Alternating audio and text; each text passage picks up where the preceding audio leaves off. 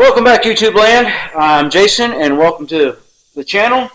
And we got back our 10 horsepower K-241 from the machine shop yesterday. So why not dive into this and get her all put back together and put her back in the Ford? So we had this bored over 10,000s. We got a new 10,000s piston. He cleaned up the journal for me on the crank. It's about a little less than, I think you're about 3,000s out around, or maybe 5,000s. I can't remember what it is. And we're half of that, so probably 2,000s out around. He checked our rod. We're good. Milled our head. We're good with that. And that is one of those, I can't call it an LP head, but I think it's a LP head, whatever they wanted to call them. It's the second generation where there's bumps in it and it boosts up the compression, but it does have the relief in it. So it ain't the first gen that everybody really wants, but it's a good head to boost some horsepower. If you're going to build one for pulling, we've used this head many times. It gives you a little bit more room for if you put it on a 12. You just got to make sure your valve has clearance here, and you may have to hog out with an air with a Dremel tool or whatever to get your valve to clearance, valve so that it'll clear. But anyhow, we're going to lap some valves in. I cleaned up the old valves. We're going to lap them back in. They didn't look too bad. If we can't get them cleaned up, we'll get some new ones put in. But in the meantime, let's lap some valves in, and then we'll go from there.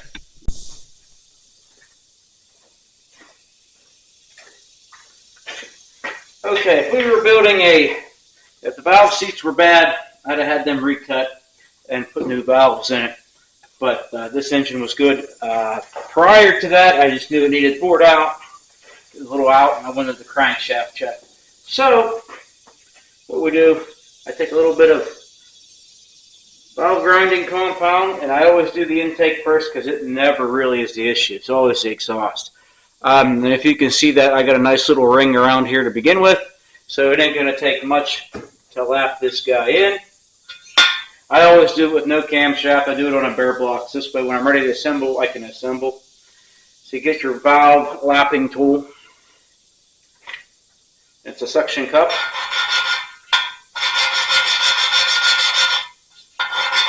And you swirl it around a couple times so that real coarse grinding goes away.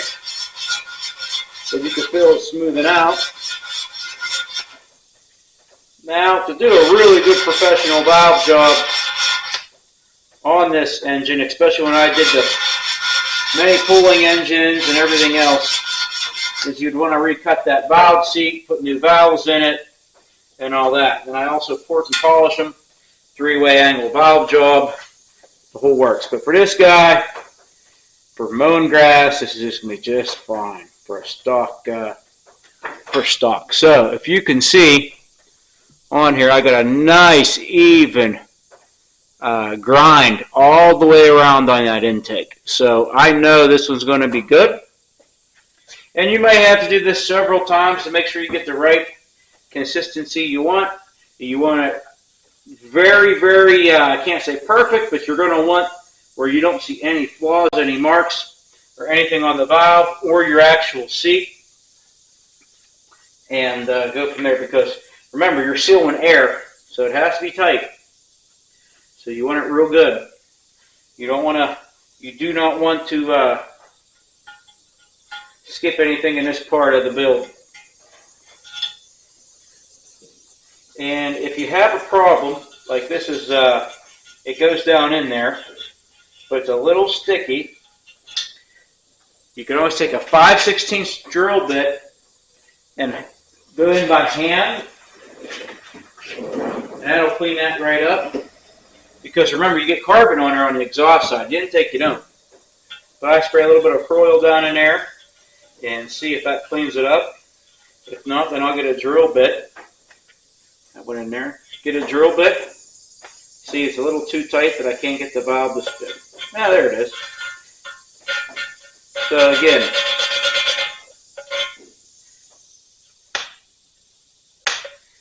should pull it out. So we're going to get a drill bit in there and clean that up a little bit because it doesn't want to come out. Sometimes it has a little bit of booger in it, sometimes it doesn't. So we'll take a drill bit and we'll hold it around a little bit.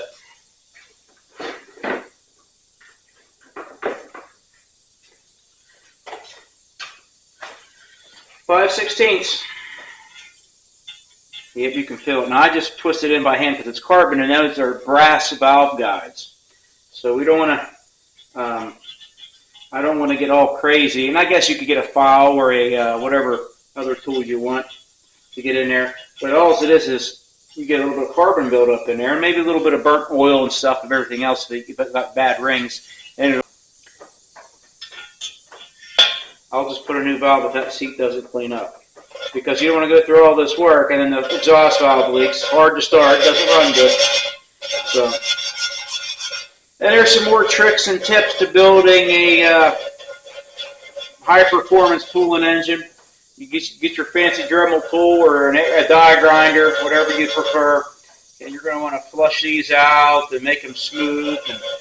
And get your die grinder and your foot and polish it. A lot of work, a lot of messing around, detail work. But basically, an engine is nothing more than an air pump. And the smoother it goes in and out of that, the more horsepower it'll make. And that's the key here, right? More volume into a small compartment gives you the most horsepower and torque.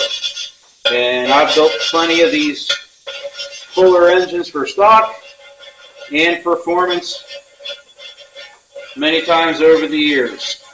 May have to dig into my book of secrets and tricks here one of these days.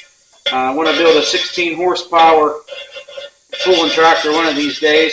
The local pulling tractor club has a new 16 horsepower, 4,000 RPM class. And that seems like right up my alley because I don't want to put a lot of money into an engine. I like tinkering, but I wouldn't competitively pull anyhow. But, yeah. One more time of this. Now this one cleaned it up a lot better now. Now there's hardly any pitting in it. And I know it's going to be hard for you guys to see. But there's hardly any pitting. I got a nice even wear around there. Pretty good. Yep, and that looks good down in there too. So, yeah, one edge ain't bad. Maybe I'll go get a new valve and throw in that old girl. This way I'm not, that one edge looks pretty deep. So we're going to put a new valve in it. I have them on stock. It's easy. I'll go grab a new valve, we'll seat that in, and we'll continue on with the video. Angles are different on it. The thickness is different on it. So for performance on stuff, we would take this edge on that valve all the way up to the seat, where it would hit the seat, and we'd blend that. Then we'd actually thin this down real thin. Remember, these engines weren't running but maybe a minute down the track. You wouldn't want to do that for your lawnmower because after about an hour of it heating up, you're going to bend stuff, weaken stuff. So for performance only, we cut away metal to get more power, more flow.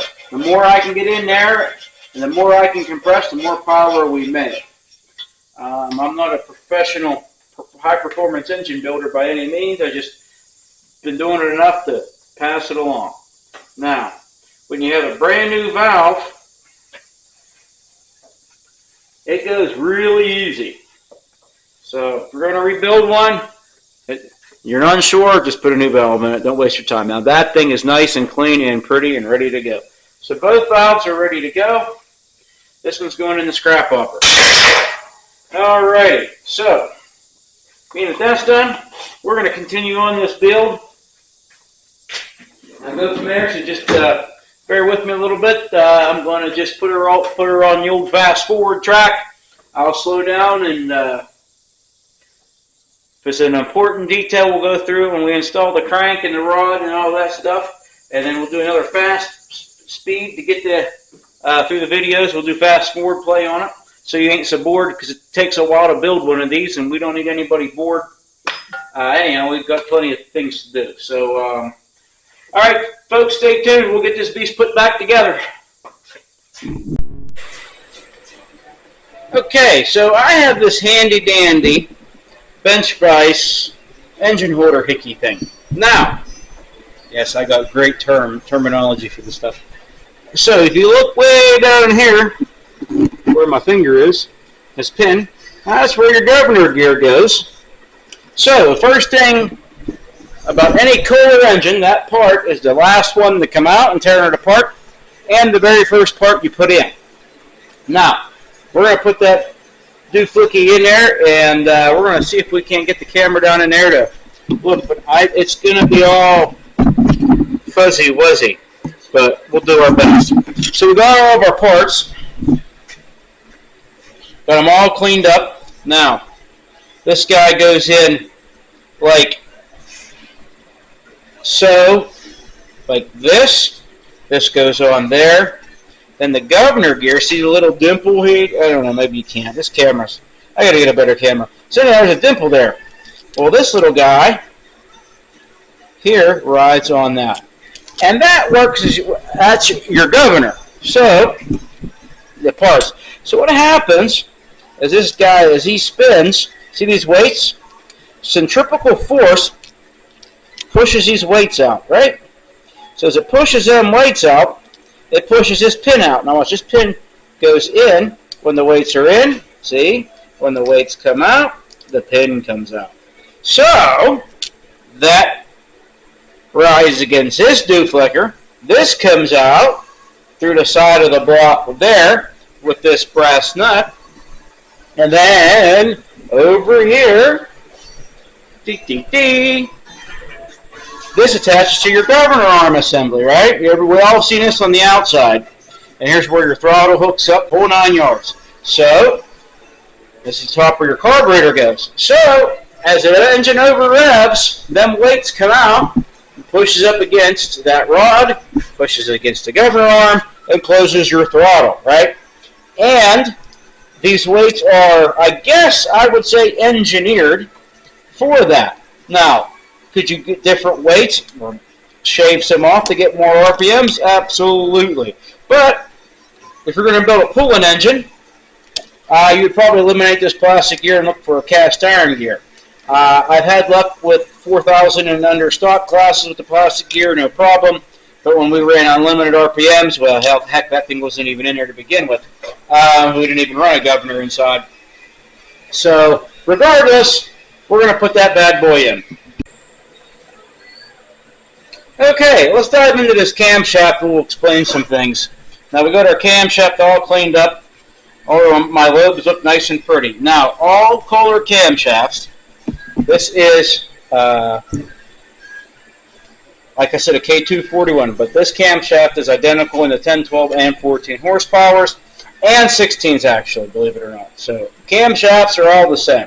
And the only time there's a camshaft that's different would be the Kohler K-361, which was an overhead valve K-series, and it used a little bit stouter cam. So when them engines were available, and we'd find them in old Power Kings, we'd take the camshaft out of them, and we'd put them in our engines to give them a little bit more performance before the people like Midwest Super Cub and these other people that were modifying these engines, now building cams and welding cams and turning cams. So now I can send this camshaft out west, and for like $150 I can get new lobes welded and cut on it for performance. And you can actually, it doesn't even hurt to do it for your riding lawnmower because you're not going to hurt nothing. You get a little bit more duration out of it.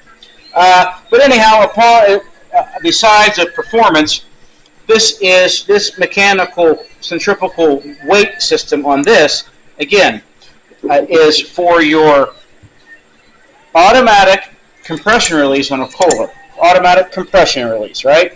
So what this tab does, at low RPMs, as you can see, this will let go, this comes out, and this, it's going to be hard. This comes out. I can't do this with one hand, I apologize.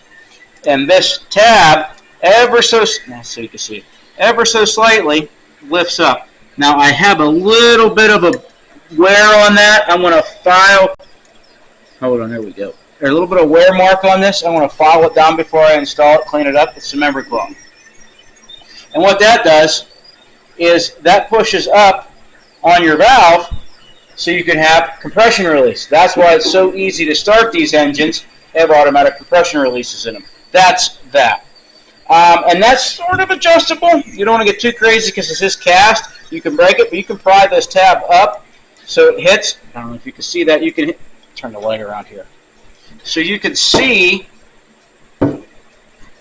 how you could bend this tab up. If you're having a problem with that automatic compression release, like the starter don't have enough oomph, more than likely it's your starter because these hardly ever go bad. But this one is worn, so I will file it down, and I may have to adjust this one after the engine is put together and on the tractor, because you won't know until you start it up. You pull this valve cover, the timing, the cam cover off here, and you can get a screwdriver ever so slightly. Pry this, and then put it back together and try starting it. That'll actually open that exhaust valve so you can get this engine to fire as it turns over quicker. Another note for all Kohler camshafts, this middle is a lobe, believe it or not. It's for your fuel pump. Not all Kohlers had fuel pumps, but all camshafts had fuel pump lobes. And if you look here how it's oblonged here around this is your timing for your points. That is a lobe too. You can see how one end is thinner, and then there's a lobe that goes around. See how it's thicker? Well, that is for your points push rod. That pushes your points in and out. So this is basically the heart of the entire engine right here. Makes everything work. So we're going to I'm going to clean that tab up, and then we'll get this bad boy installed. Okay, so we're going to put this camshaft in. We're going to put the thrust washers in. I got the cam sitting in there, ready to go, and I glue my thrust washers in with some grease. The back one's already put in. Sometimes oil will just hold them, but in it, that one did. So you put your thrust washers in. Now I'm going to need two hands and a third arm, if I could, and you're going to have to see it from back here, and I'll show you how this goes in. So that cam, you're going to wiggle that cam in there without hitting either thrust washer. Now, I'm going to take that front one out, and I'm just going to make sure I get the back in there without moving it too much. And I got to pick, because I know it's going to have to be moved. You'll hit it. I know I do. Get yourself a pick. Put that thrust washer in the back. Start your rod. It don't matter whatever side goes in. And you're going to hit the cam. I pull it back out. I slide this guy in.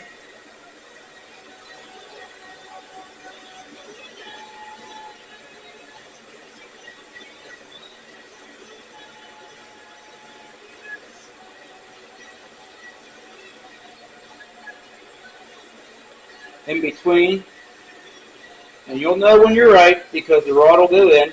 You've got to get the thrust washer and the cam lined up. A little bit of pain. Make sure you look in there, take a look, don't go horsing anything. Get your pick, move what you got to move.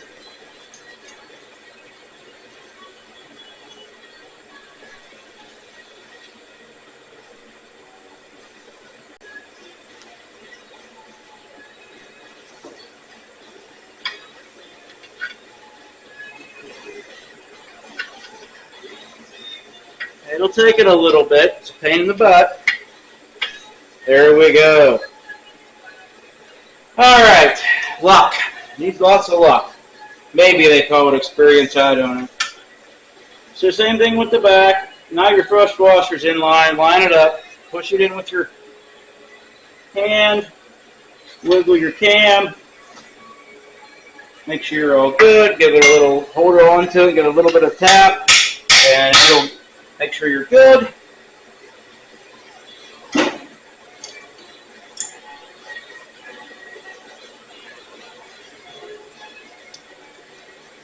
Looks like we're good.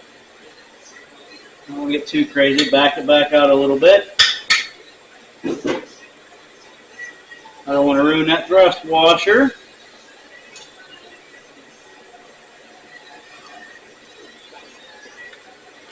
It looks pretty good.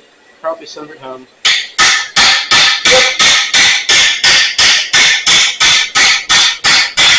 You'll know when when you get that thrust washer, it won't go through in that easy. So, alright, everything's all oiled, lubricated, camshafts all happy, my lifters are in, thrust washers on front and back. There's usually two thrust washers, one on the front, one on the back. Usually.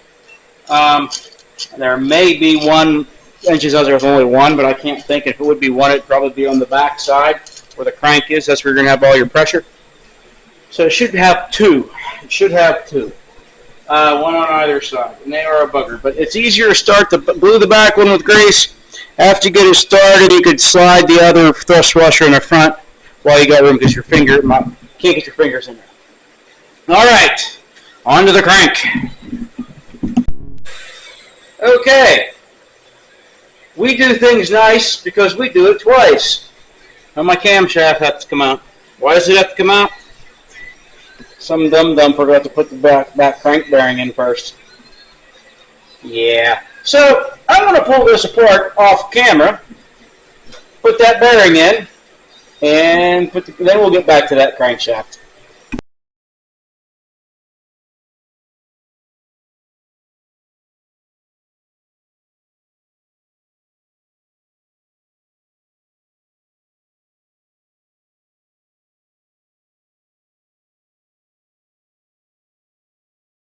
Put your oil rings, mine are staggered, your bottom oil rings here, the top one's here. I can spin this around a little bit, and the actual oil ring, the channeled part, it's on this side, and then you can turn your top, your oil ring and your compression ring opposites. And we'll put our, I'll find it real quick, we're going to lube her all up. Lube her all up and put our ring compression tool on for small engines. Alright, so can't beat, put oil in this up, let it run down around, it ain't going to hurt nothing. It ain't going to hurt nothing at all. It'll all burn off once it fires up, the top of it, ain't going to hurt nothing. Make sure you lubricate everything. Spin them rings around. This way all that oil is getting in everywhere it needs to be. Ain't going to hurt a thing. Can't beat more lubricant. The more lubricant you got, the better you are. And the only reason I'm doing this now is because I already had the engine out to put that bearing in, and I needed the bearing, the block to lay flat on the workbench so I could pound it into place with a socket and drive it home, do it on the stand. So for a while I had it out, we'll take a break from that and we'll put this all together. So basically, you put your ring compressor in,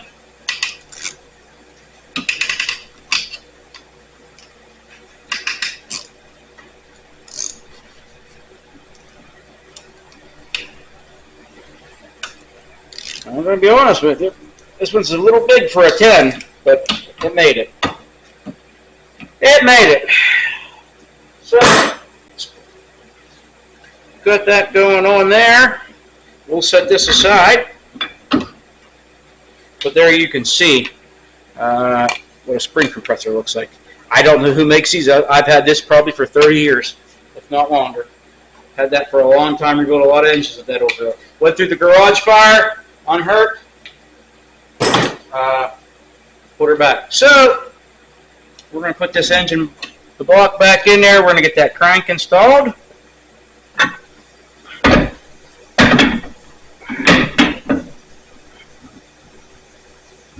Alright, so that block, you guys can see that, how I have this. So this thing spins on here, and I can put a bolt in where I need. I drilled holes. Let's see if I did this right. Where's my holes? There we go. So then I put this bolt in place, and that'll lock that guy in. Perfect. Alright, we're going to get that crankshaft cleaned up, get that installed, and stay tuned, folks. Okay, so we're ready. We got the crank cleaned up. All my journals are cleaned up for my seals. This bearing decided to stay with the crank. When I pulled it apart, he can stay right there. I got my crank mating surface ready where the journal is for the crank bearing and for my seal. It's all cleaned up, ready to go. But most importantly, this is what we're shooting for. That mark there needs to line up. I don't know if you can see it. There's a dot in there. There's a punch mark. That's where that two need to line up so your timing is correct. Now, am I going to be able to film this? Probably not, because I could barely see in there, let alone holding a camera. So after I get this bad boy in, we'll try to zoom in and I'll show you how the marks line up. Is it a lot of fooling around? Yes. Whatever you do when you're rebuilding engines, take your time. If you get frustrated, stop. Do not force anything. If something feels wrong or doesn't look right, take it back apart. Really, it's not that these engines ain't that hard. You can take stuff in and out multiple times and you'll be fine. Stay tuned, folks. Okay, crankshaft installed. And I don't know. Okay. Don't know if you can see. But let me see if I can get down in there with the leg. That's going to make it worse. Ah, there. You can sort of see how that's lined up across from each other. You got the groove on the left and the dot on the right, and they're lined up. Spin it around. Nice and easy. And it'll come back up on the compression stroke. And they all line up, all hunky-dory. That your dot and your... How about that? Is that better? Where are we at here? I'm trying to finger angle the camera around so you can see it. Maybe that's better. Anyhow, you get the gist of it. So that's that. That's how you set your timing on your cam and your crank. Now, we will get into a bearing plate here. I'm going to put a bearing plate on. Now, there's a thick gasket, and you get multiple thin gaskets in your gasket kit, rebuild kit. Now, the gray gaskets, your sealing gasket, that goes on first. Your thin white gaskets, them are your shims. I do believe you need 3 to 5 3/1000ths end play, 2 to 3/1000ths end play. That means from this end to this end play this way for your crankshaft. Usually, now, if you take it apart, I've always done this from years in the past, counted how many gaskets I took off. This one got a thick gasket and 2 thin ones, and that was it. Some take one, some take more than that. The best thing is to measure your, after you bolt it in place and you torque this down, you check your end play. That means you can take a mallet and you can check it back and forth, the in and out. Did you just see what I did? I just pulled that thing out of time. So anyhow, we'll put that back in time. But the in and out of your crankshaft. Dummy me. Getting excited. All right, on to the next one. Stay tuned, folks.